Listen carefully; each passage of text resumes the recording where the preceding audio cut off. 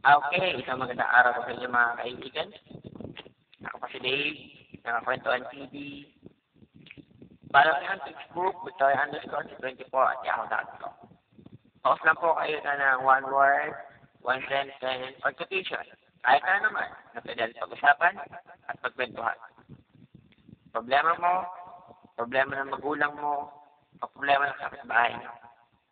Malay mo, makatulong ako. Pero pag nakagulo, bahala na lang kayo. Okay? Para sa unang pagsapan sa araw na ito.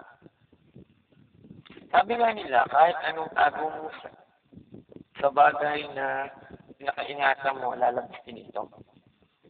Ito. Yan. Ito maganda to.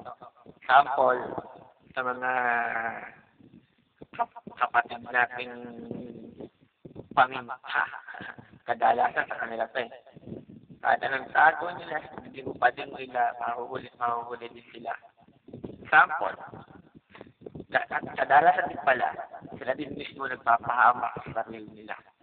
Kasi, hindi sila nag-iingat. May kakilala akong ganito, ang nangyari na, tatay niya. Kasi ganito, tatay niya, ito kadalasan ng kwento ko, totoo to. Tatay niya, pulis. Kaya sa isang anak na lalaki. Apat silang kapatid, bunso siya. May tatlo siyang ate. Ayun lang. Ang problema kasi, yung mga ate niya, simula nung lumabas siya, pinagsusot siya ng damit, mini-make-upan, lalagyan ng lipstick, at pinagsusot ng mga dress, skirt, backless, nice. Siyempre, simulan siya nung bata pa lang, alam na, paglaki. Pero ginagawa lang nila yun nung pagwala yung tatay nila. Ito naman nanay, Gulsintidora. Ngayon, nalagay yung kwento, sinasabi, si Aning Piling. Si Aling Piling may anak, 4 na babae. Siyempre, hindi pa nakakaalam. Sabihin na, 4 na babae.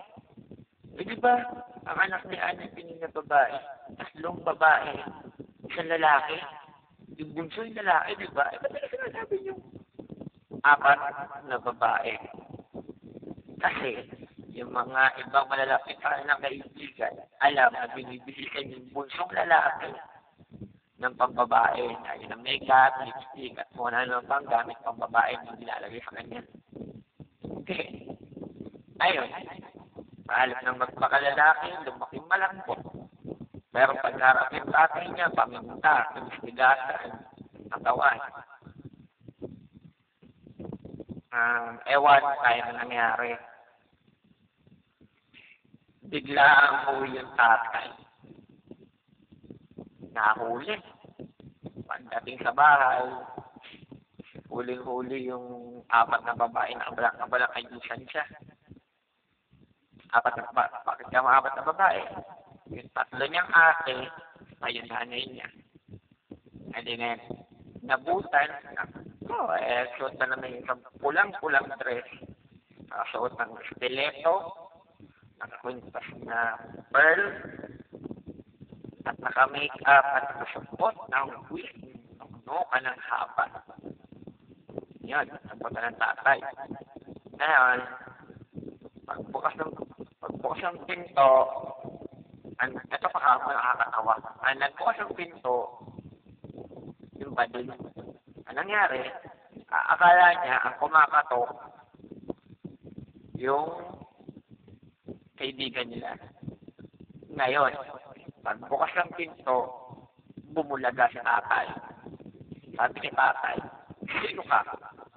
Bakit nasuot ang damit ng asawa ko? At teka, wintas yung anak ko Ba't nasa iyo? Sino ka? Sumagot niya yung pagpagpag. Ay! Tapos ang tatay, inalis yung wig. Nakita yung gusto niya, anak na lalaki.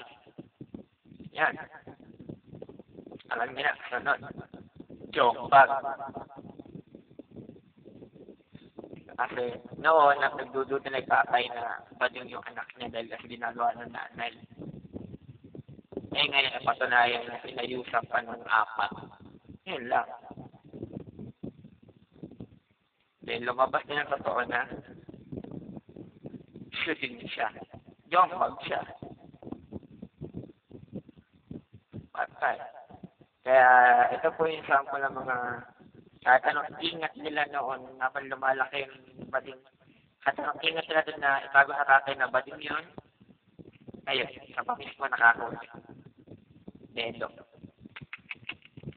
Ayaw, may pinatagaw kayong mga sikreto. So, galing-galingan niya pagtatago. Baka kasi mahuli kayo. Good luck. Okay? Next. Bakit kaya may mga taong gusto ang palaging perfecto? O nga, ba't ang maraming perfectionist dito? Halimbawa nito, kumbaga, sa postura niya, kailangan, kailangan, todo forma, mula damit, pantalon na sapatos, pabango, kwinta, pamormang hikaw, yan.